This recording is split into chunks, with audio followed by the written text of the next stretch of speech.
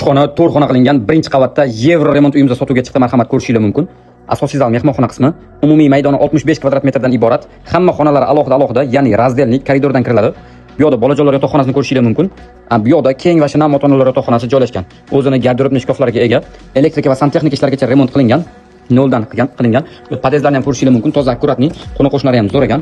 O'zini alohida joylashgan sanuzel qismlariga ega.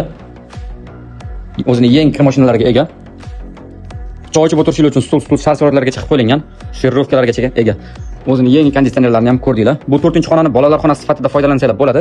1,5 ga 3 o'lchamli balkonimizdan unumli foydalanib oshxona qismi ketilgan. Oshxonada mebel jihozlar joy-joyga joylashtirilgan. Razvojnoy eshiklarini ham ko'rdinglar. Har bitta xonalarga topli pollar o'rnatilgan. Aytib o'tganimdek, uyimiz birinchi qavatda joylashgan. O'zini mana shunaqa chiroyli panjaralarga ega. Atmosferani ham ko'rdinglar. Juda chiroyli.